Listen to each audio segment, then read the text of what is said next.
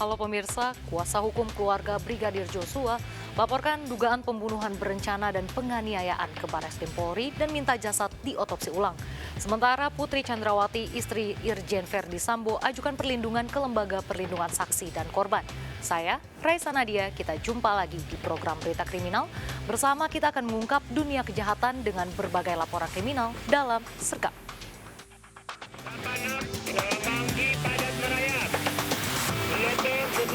Jajaran Puring hingga saat ini aman terkendali.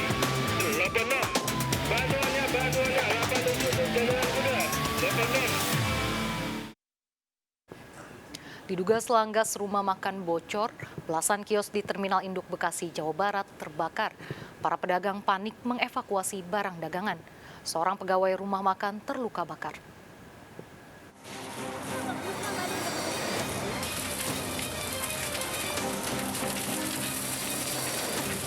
Kepulan asap disertai dengan kobaran api membakar belasan kios tiket bus serta rumah makan di area Terminal Induk Kota Bekasi, Jawa Barat. Banyaknya bahan bangunan yang mudah terbakar membuat api dengan cepat menjalar ke kios lainnya. Kios yang masih teraliri listrik membuat petugas sulit memadamkan api. Sejumlah pedagang yang panik berupaya mengevakuasi barang dagangannya. Kebakaran diduga akibat kebocoran selanggas pada salah satu rumah makan. Di rumah makan. Ya, rumah makan tabung gas. Terus ada sama anaknya. Ada berapa ruko yang kebakar? Ini berapa nih dari ujung ke ujung? Banyak, udah lebih dari 10. 10 ruko ya Bu ya? Tadi yang kebakar itu mulai dari ruko yang tengah atau gimana Bu? Iya, bagian tengah. Bagian tengah ya? Dia apa sih Bu? Nepi tadi, nepi tabung gas nyala. Dugaan sementara ya, ini kebakaran dari bocoran gas. Ada berapa ruko sih Pak yang terbakar tadi? Ini dari 32 ruko, separuhnya terbakar. Jadi dari 32 ruko, 16-nya aman, 16-nya terbakar. Satu pegawai rumah makan mengalami luka bakar dan dievakuasi ke rumah sakit. Dari Bekasi, Jawa Barat, Ahmad Hidayat melaporkan. Pemirsa, jenazah pasangan suami istri anggota TNI Angkatan Laut korban kecelakaan maut truk Pertamina di Jalan Alternatif Cibubur, Bekasi telah dimakamkan. Korban meninggalkan seorang anak. Diduga remblong, 10 pemotor tewas ditabrak truk Pertamina di jalan menurun dari arah Cibubur ke Cilengsi.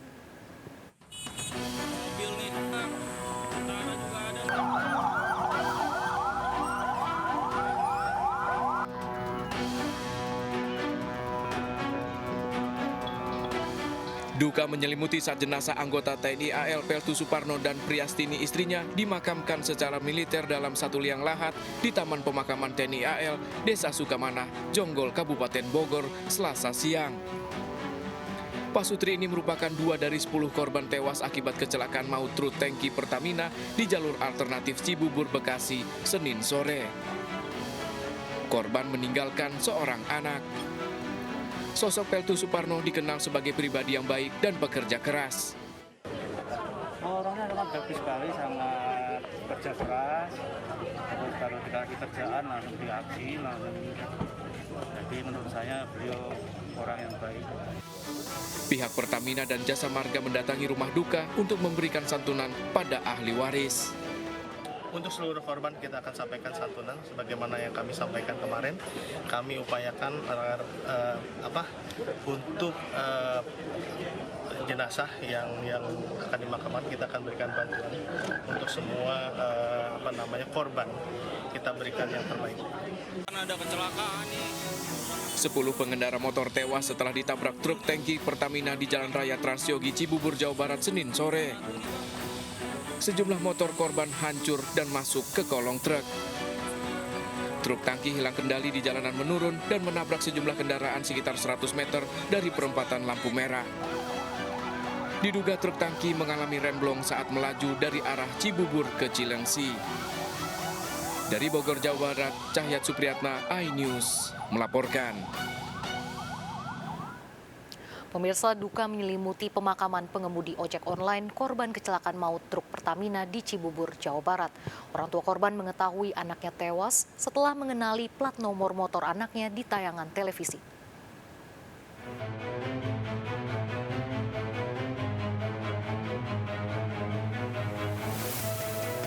Usai diidentifikasi di Rumah Sakit Polri Kramat Jati, Jakarta Timur, jenazah Ardi Nur Cahyanto dibawa ke rumah duka di Depok, Jawa Barat. Pengemudi ojek online ini menjadi salah satu korban tewas dalam kecelakaan maut di Jalan Transyogi, Cibubur, Kota Bekasi, Jawa Barat, Senin sore lalu. Aswan, orang tua korban, mengetahui putra sulungnya tewas dalam kecelakaan maut truk tangki Pertamina dari tayangan berita di TV. Aswan mengenali plat nomor sepeda motor anaknya. Aswan lalu mendatangi Rumah Sakit Polri Kramat Jati memastikan kondisi anaknya. Saya melihat plat nomor motor anak saya samain cocok. Setelah itu pas maghribnya langsung saya TK ke Rumah Sakit Polri. Saya cek keadaan benar kagak ya. Pas tahunya Pak dicek benar katanya. Usai disolatkan, jenazah dimakamkan di TPU Tambarehe, Cilodong, Kota Depok. Dari Depok, Jawa Barat, Iyung Rizky melaporkan. Satu lagi korban kecelakaan maut di Jalan Alternatif Cibubur dibawa keluarga ke rumah duka di Palmerah, Jakarta Barat. Korban ditabrak saat akan mengantar barang dari kantornya. Sebelum bekerja, korban sempat pamit mencium tangan ibunya.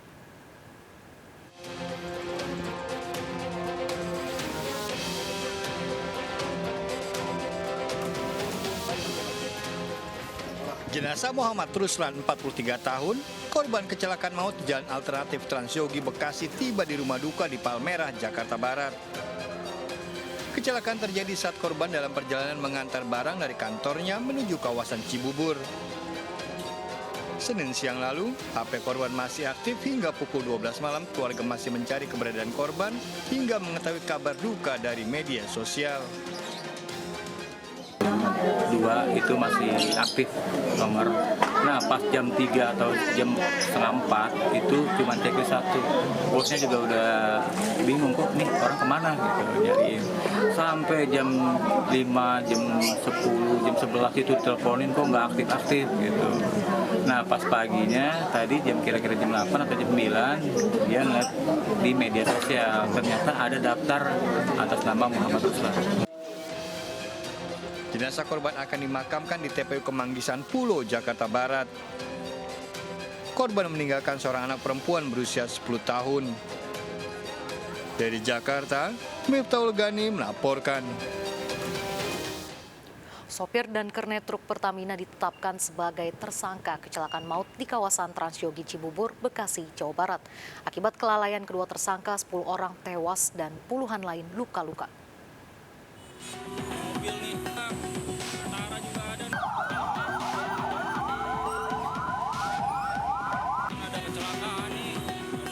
Polda Metro Jaya terus melakukan penyelidikan pada kasus kecelakaan maut antara truk tangki Pertamina dengan belasan pemotor di kawasan Transyogi, Bekasi, Jawa Barat, Senin sore lalu. Hasil sementara pada kasus kecelakaan yang menewaskan 10 orang ini, polisi menetapkan 2 tersangka yakni Supardi sopir truk tangki dan kasiran kernet truk. Dugaan sementara truk tangki yang dikendarai Supardi mengalami remblong saat melintasi jalan menurun di kawasan Transyogi, Bekasi hingga menabrak 10 motor dan 2 mobil. Juga dari Satlantas Polres Bekasi Kota, Polda Metro Jaya, ini telah menetapkan 2 orang tersangka terkait dengan kasus ini. Yang pertama terhadap saudara Supadi. Ini adalah supir truk tangki BBM tersebut. Kemudian yang kedua adalah saudara Kasira. Ini merupakan kenek.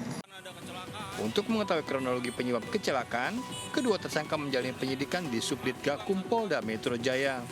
Dari Jakarta, Helmi Sayengbati melaporkan. 9 jenazah korban kecelakaan maut truk tangki Pertamina di Jalan Raya Transyogi Cibubur teridentifikasi. 1 jenazah menunggu keluarga untuk dipulangkan dari RS Polri Kramat Jati, Jakarta Timur.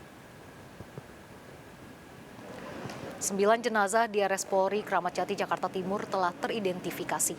Masih tersisa 1 jenazah Sintong Hutapea, 74 tahun, yang belum diambil keluarga. Selain di Rumah Sakit Polri Kramat Jati, 1 jenazah lain berada di RS Permata Cibubur. Korban teridentifikasi Siti, 52 tahun, warga Cilengsi, Kabupaten Bogor.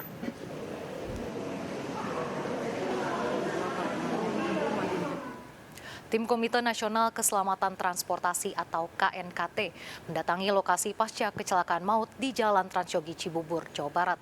KNKT melakukan investigasi termasuk memeriksa truk tangki Pertamina serta kondisi jalan di lokasi kecelakaan. Komite Nasional Keselamatan Transportasi atau KNKT melakukan investigasi kasus kecelakaan yang menewaskan 10 orang di Jalan Transyogi Cibubur, Jawa Barat. Dari lokasi KNKT mengumpulkan berbagai keterangan, memeriksa kendaraan, serta mengukur jalan. KNKT juga akan meminta keterangan supir truk tangki. KNKT menduga ada 3 kemungkinan penyebab kecelakaan. Remblong truk tangki Pertamina, penempatan lampu merah yang tidak sesuai ataupun kontur jalan menurun. Jadi kita mengumpulkan informasi ya. Jadi ada beberapa informasi yang kita peroleh, termasuk kondisi jalan yang menurun, terus adanya kemungkinan remblong, kemungkinan lainnya seperti traffic light yang penempatannya keliru dan sebagainya. Beberapa pun informasi ini akan kita olah.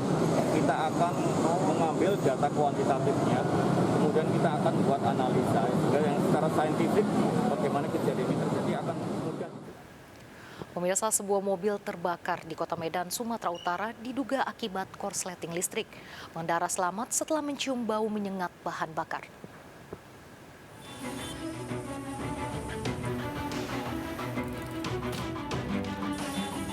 Dalam rekaman video amatir ini, mobil terbakar di Jalan Pandu, Kota Medan.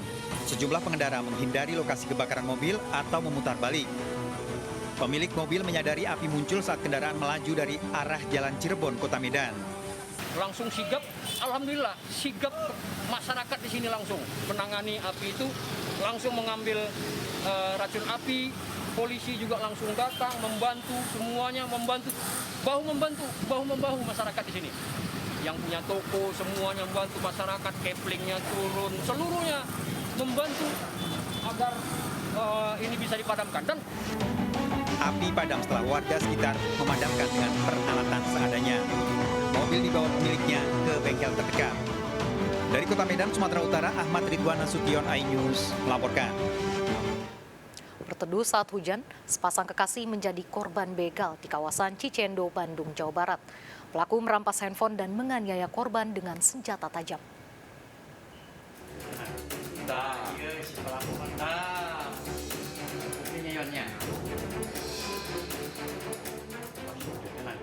Pasangan kekasih terekam CCTV menjadi korban pembegalan di Jalan Mahmud Cicendo, Kota Bandung, Jawa Barat. 2 pelaku berkendara motor menghampiri korban yang sedang berteduh saat hujan. Pelaku menyerang korban dengan senjata tajam dan merampas HP. Korban mengalami luka memar sementara teman prianya dilarikan ke rumah sakit akibat luka serius. Itu kondisinya lagi hujan, Pak? Hujan. Berarti sepi? Iya, sepi. Itu, Pak, yang diambil apa aja, Pak? HP. Oh, HP aja. Oh, cowok luka ya. Di bagian apa? Ini di tangan. Kena bacokan gitu. Ya. Kalau yang perempuan sendiri, Pak? Di sini ininya nggak tahu sama Robin ini lah. Orang Wintul itu. Itu korban sendiri orang mana, Pak? Orang sini, orang Mahmud 3. Korban melaporkan kasusnya ke Polsek Cicendo. Dari Bandung, Jawa Barat, Jupita Meliana melaporkan. Pemirsa, 2 sepeda motor jenis sport dan Matic hilang dalam waktu bersamaan di Cengkareng, Jakarta Barat saat ditinggal pemiliknya ke warung. Pelaku berjumlah 6 orang, bahkan mencuri saat ada warga yang melintas.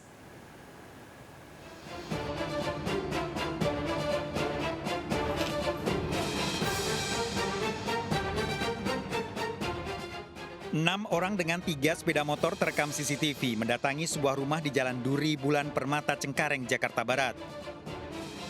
2 orang membuka pintu garasi, kemudian salah satunya mengeluarkan motor jenis sport. Pelaku lain kemudian mendekati motor metik yang terparkir di luar. Saat mencuri motor, ada seorang wanita yang melintas namun tak menyadari terjadi pencurian. 6 orang pencuri berbagi peran mengambil motor dan mengawasi kondisi sekitar. Pencurian terjadi saat salah satu pemilik rumah keluar pergi ke warung. Kecapean kali habis pindahan juga, habis pulang warung juga, kecapean, tidur kita. Kasih bapak balik lagi ke warung, karena kita baru ganti meja kan. Bapak perasaan nggak enak, pulang dia 10 menitan lah. Pagar udah kebuka, motor nggak ada semua. Berarti posisi Bapak lagi di warung atau lagi di dalam? Bapak di warung, lagi di warung. Yang di rumah saya sama anak-anak saya. Korban telah melaporkan pencurian yang dialami ke kantor polisi dengan barang bukti rekaman CCTV. Dari Jakarta, Miftahul Gani, iNews melaporkan. Gegara salah memasak ikan bakar, seorang anak tega membunuh ibu kandungnya di Situbondo, Jawa Timur. Pelaku merekayasa pembunuhan seolah sang ibu tewas dirampok. Bagaimana kasus pembunuhan ini terungkap? Tunggu jawabannya sesaat lagi, jangan kemana-mana, tetap di Sekap. Banuanya 8 untuk jalan kuda.